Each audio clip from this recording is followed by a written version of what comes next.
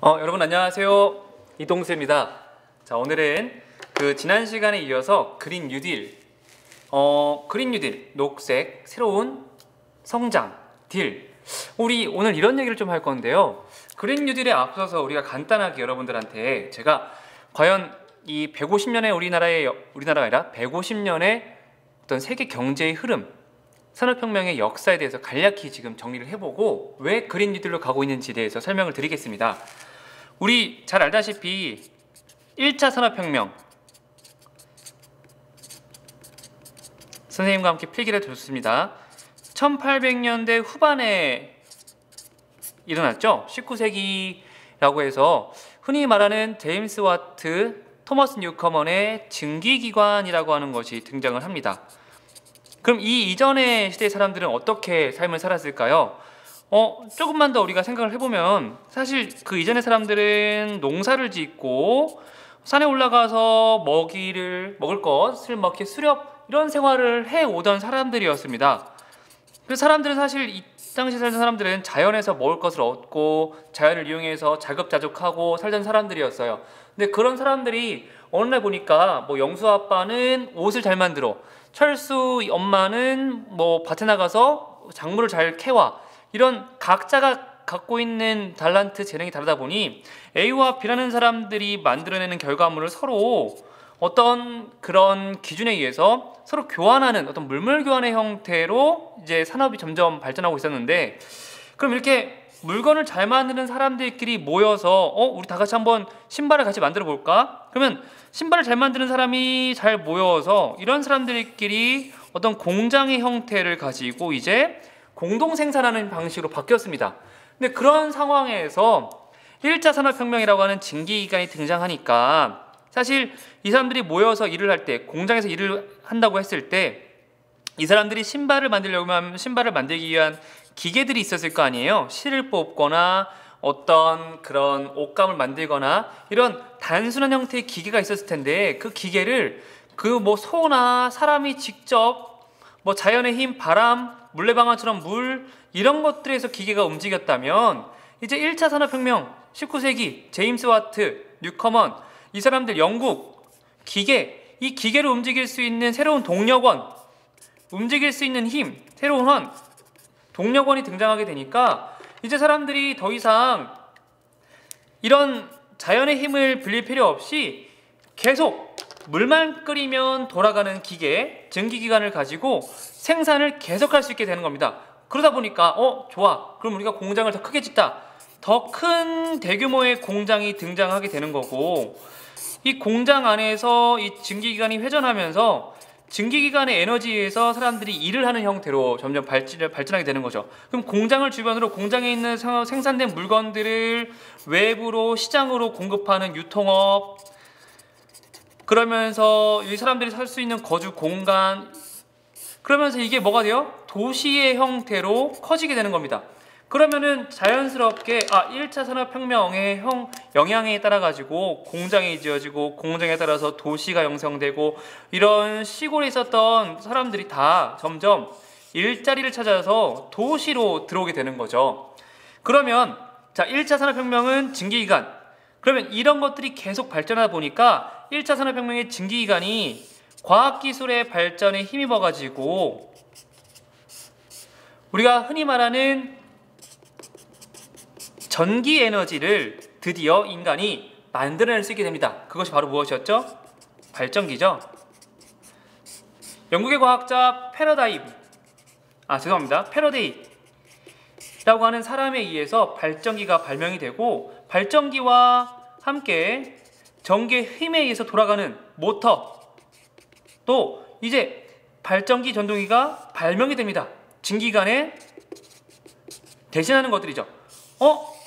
발전기와 전동기가 등장하게 되니까 어떤 일이 일어납니까? 기존의 공장에서 생산하던 이 증기기관으로 생산하던 것은 사실은 물을 끓여야 되고 불을 피워야 됐기 때문에 동력을 일정하게 공급하는 데는 어려움이 있었어요. 물론 큰 기계를 한 번에 돌릴 수 있는 큰 힘을 얻을 수 있었지만 이 큰 힘을 꾸준히 생산하는 데는 어려움이 있었다고 보면 될 것 같아요. 근데 이 큰 힘을 꾸준히 생산할 수 있는, 장기적으로 지속할 수 있는 힘, 바로 발전기, 그리고 전동기, 모터 이런 것의 등장으로 인해서 공장의 생산량이 더 이상 사람이 만드는 것보다 기계를 더 많이 발전시키고 더 큰 기계를 만들어내니까 대량 생산 체제로 바뀝니다. 엄청나게 많은 양의 기계들이 등장하는 거예요. 대량 생산하려면 보세요. 그러면 이제 막 제품들이 등장하고 많은 양의 물건들이 생산되는데 생산된 물건을 더욱더 잘 관리하기 위해서 사람의 두뇌로 관리할 수 있지만 또 뭐가 등장합니까? 좋아요.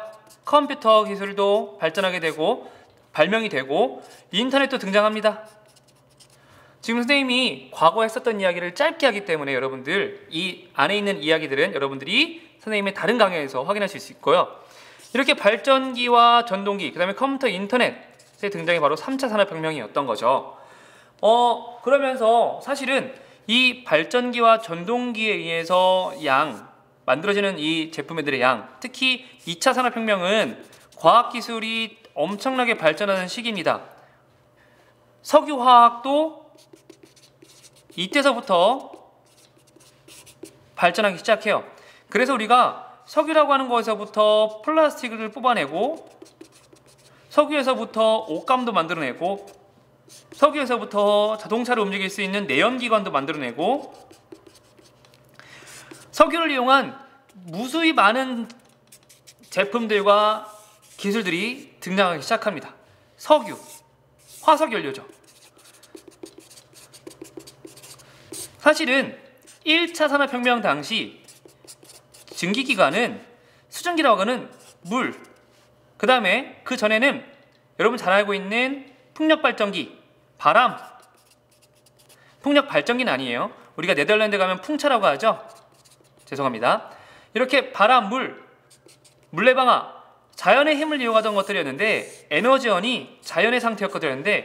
2차 산업으로 넘어가니까 그리고 3차 산업, 사실은 전기에너지 같지만 그 뒤 이면에는 무엇이 있었냐면 화석연료가 있었습니다. 우리 3차 산업혁명의 핵심이 되는 컴퓨터와 인터넷 모두 전기 신호에 의해서 작동하는 것들이죠. 그럼 결국은 이 전기를 만들어내는 에너지원이 바로 무엇이었냐? 화석연료였던 것입니다.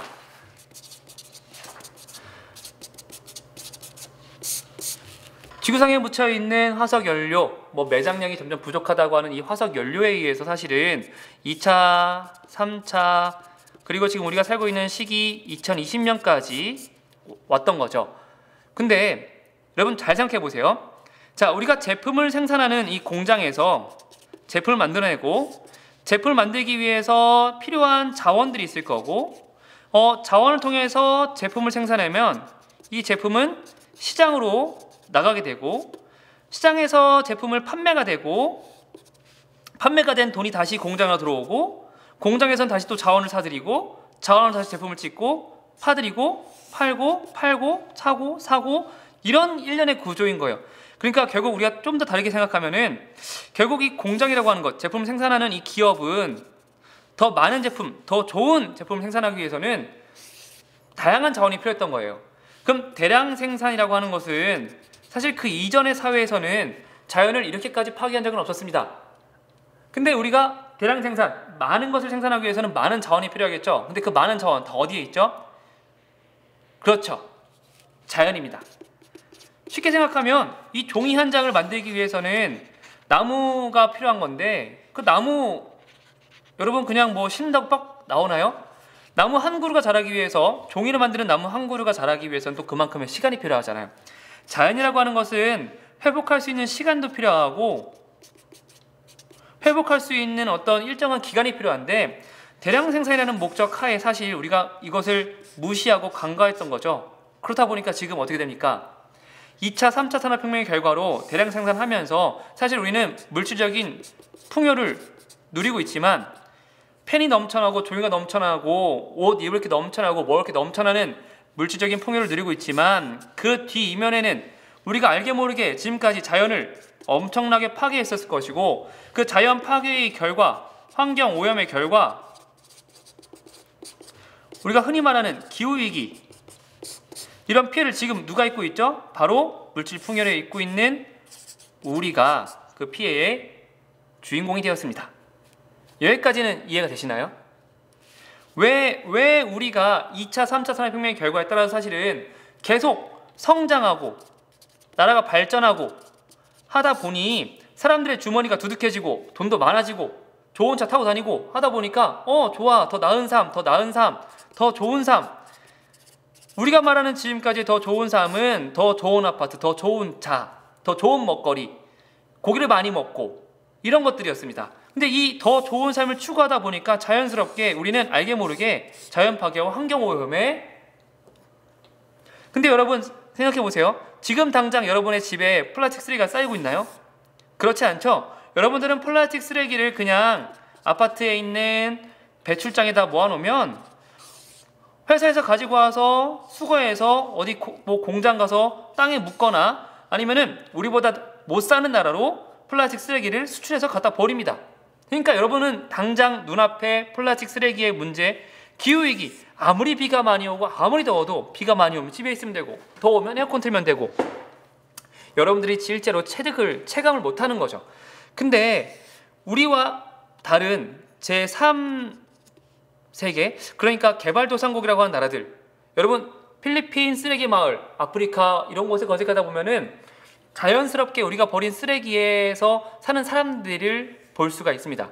근데 이런 사람들의 이 피해가 이런 사람들에게만 한정되는 피해일까? 아니요, 그렇지 않죠.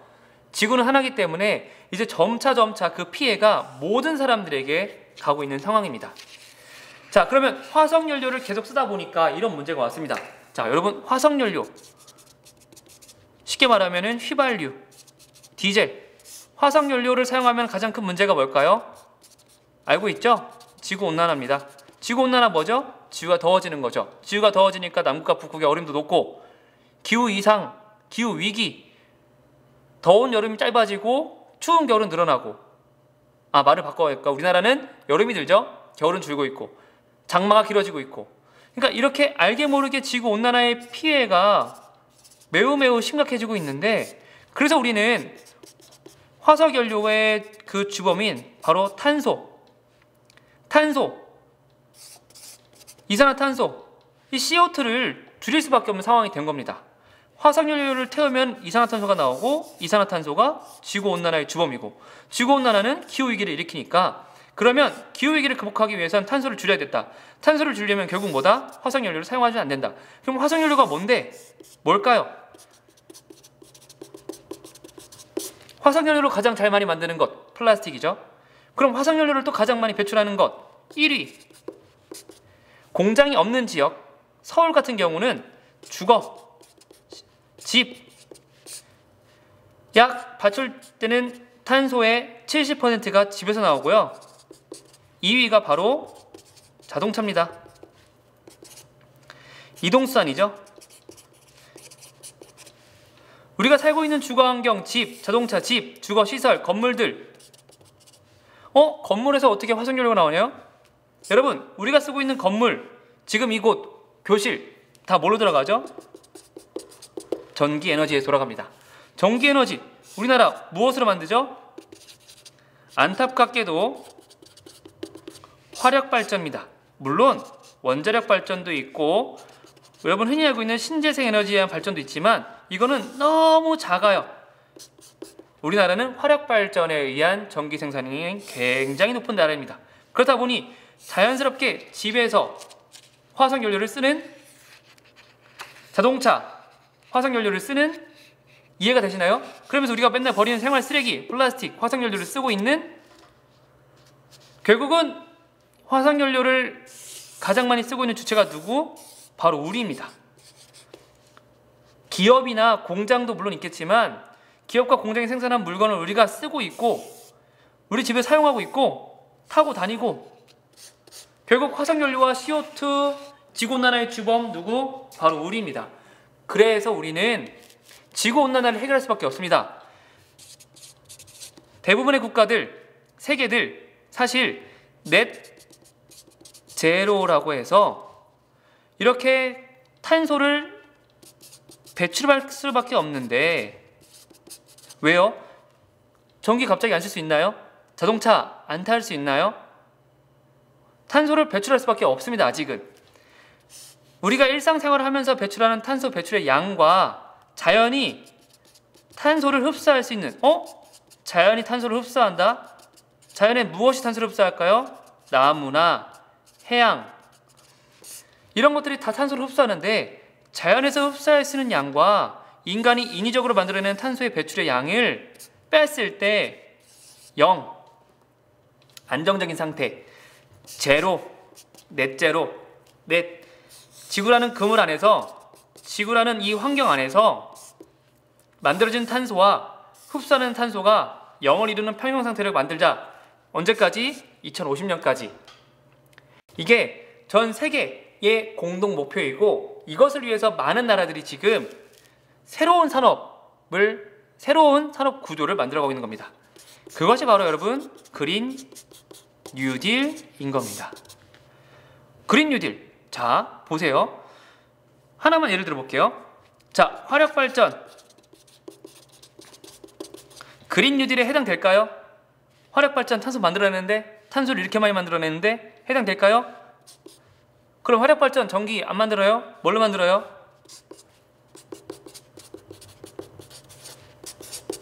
신재생 에너지입니다. 아까 우리의 집, 건축물이 탄소를 그렇게 많이 배출하는데 그럼 건축물 여러분 집 안 쓰실래요? 집 안에 있는 전기 히터, 에어컨 안 틀을래요? 밥 먹을 때 가스 안 쓰고 보일러 안 떼실래요? 말이 안 되잖아요. 쓸 수밖에 없어요. 그러니 건축물도 그린 리모델링을 합니다. 나중에 검색을 좀 해보시면 알겠지만 우리나라의 친숙한 말로 하면은 친환경 건축, 패시브 하우스 이런 개념이 나옵니다. 건물을 짓는데 건물의 외벽을 두껍게 짓고 그래서 태양의 빛을 받아서 건물이 따뜻해지면 그 열기가 창문이나 이런 데로 바로 빠져나가는 게 아니라 난방을 하지 않아도 자연의 인위적으로 받은 열에 의해서 그 안에서 열이 돌아가는 것. 여러분 우리 아파트 옥상에다가 태양열을 수집할 수 있는 장치 놓고 태양열 수집 장치로 아파트 옥상에서 온수를 만들 수 있으면 그 온수를 가정에 공급하게 된다면 자연스럽게 석탄석유 안 떼도 물을 끓일 수 있는 거잖아요. 물을 데필 수가 있는 거잖아요. 이런 게 바로 건축물 정되는 그린 리모델링. 자, 우리 모빌리티라고 하죠. 자동차 탈 것 화석연료로 가죠. 휘발유, 휘발유, 디젤. 근데 이거 화석연료로 가는 자동차를 뭘로 바꾼다? 전기차. 현대자동차의 넥소, 수소차, 전기차. 그러니까 점점 전기차와 수소차의 비율이 올라가는 겁니다. 우리나라도 지금 그린 뉴딜을 이미 시작하고 있습니다. 그린 뉴딜 정책을 발표했고 엄청난 양의 규모의 돈을 투자할 겁니다. 그러면 그린 뉴딜 산업은 앞으로 어떻게 될까요? 계속 발전할 수밖에 없습니다.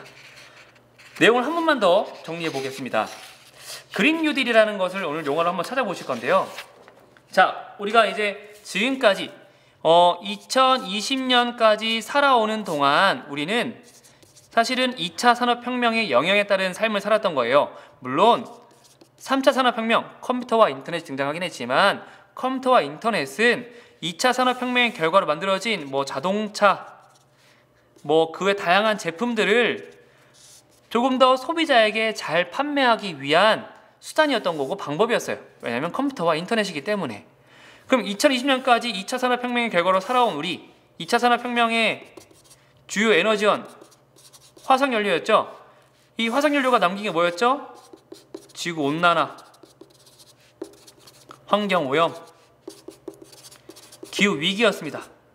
근데 2020년 이후로 삶을 계속 살아가야 될 텐데 인간은 계속 삶을 살아가야 될 텐데 2020년 이후로 근데 화석연료를 계속 사용하다 보면 이제 지구의 수명이 얼마 안 남았다고 하죠.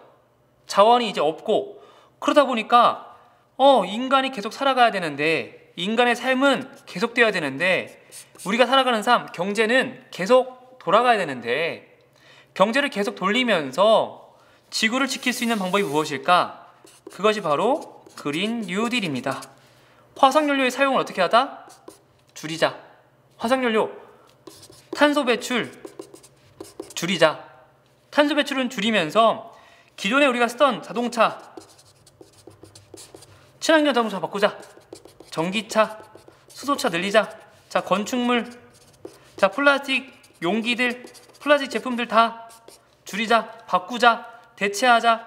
자, 기존의 화력발전소, 화력발전 무엇을 바꾸자? 신재생 에너지, 풍력, 태양광, 그 다음에 물, 수력, 이런 것들로 바꾸자. 이게 바로 여러분 그린 뉴딜입니다. 그린 뉴딜로 선생님이 계속 강조하는 건 뭐냐면 여러분들이 가까운 미래, 여러분들의 진로와 관련되어 있기 때문입니다. 자, 여러분들 그린 뉴딜 정책이 이미 시작되고 있어요. 자, 그린 뉴딜 정책이 이미 시작이 되어가지고 여러분들이 곧 앞으로 3년 후나 아니면 4, 5년 후에는 사회로 진출할 겁니다. 그쵸? 물론 대학을 가게 된다면 더 길어질 수도 있겠죠. 그럼 여러분들이 사회로 진출한다는 건 뭐죠? 직업을 갖는다는 겁니다. 사회의 구성원으로서 소득을 벌 수 있는 직업을 갖는 건데, 자, 그린 뉴딜에 의해서 직업은 무엇과 연결되어 있을까요? 산업과 연결되어 있죠. 쉽게 말하면 자동차 공장에서는 자동차를 만드는 사람들이 있었던 것이고요.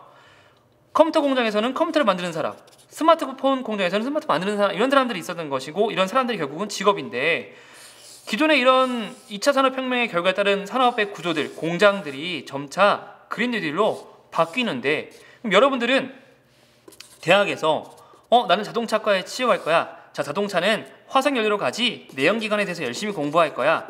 자, 내연기관에서 열심히 공부했는데 여러분들이 앞으로 나갈 사회는 내연기관에 의해 가는 자동차가 있을까요? 없겠죠. 앞으로의 자동차는 전기 모터에 가는 자동차죠.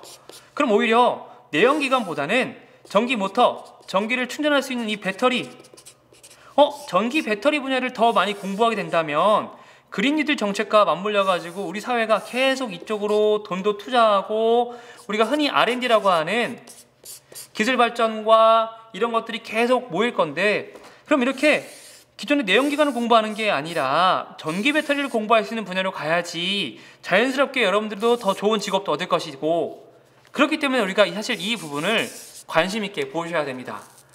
선생님이 오늘 시간이 짧기 때문에 여러분들한테 간략하게 설명하려고 그린 뉴딜을 1차에서부터 지금 살고 있는 4차 산업혁명에 이르기까지의 그 모습들로 매우 줄여서 말했습니다. 혹 이해가 안 되거나 어려운 수도 있어요. 그래서 여러분들 네이버라든지 이런 검색 엔진을 이용하면 그린 뉴딜만 검색해도 환경부에서 운영하는 그린 뉴딜 관련된 정책 소개 사이트가 있습니다. 꼭 보시면 좋을 것 같습니다. 자, 우리나라는 앞으로, 우리나라뿐만 아니라 전 세계도 그린 뉴딜을 외치고 있고요. 가까운 중국도 탄소를 줄이기 위해서 앞으로 2060년까지 탄소 제로를 목표로 하고 있습니다. 전 세계가 지금 그린 뉴딜과 관련된 사업을 하고 있고요. 글로벌 기업들, 구글에서부터 토요타, 많은 글로벌 기업들이 리사이클 에너지 100이라고 해서 신재생 에너지를 100% 활용한 제품 생산을 위해서 지금 목표로 움직이고 있습니다. 그러면 여러분, 이런 그린 뉴딜 정책과 세계의 흐름은 모두가 친환경, 자연을 살리는 방향으로 가고 있는데, 여러분은 지금 어떤 선택을 하시겠습니까? 어떤 공부를 해야 됩니까? 우리의 삶은 어떤 방향으로 가야 될까요? 그거를 한 번 더 오늘 공부해보고 알아보는 시간이 되었으면 좋겠습니다. 자, 질문은 오픈 채팅방으로 받겠습니다. 감사합니다.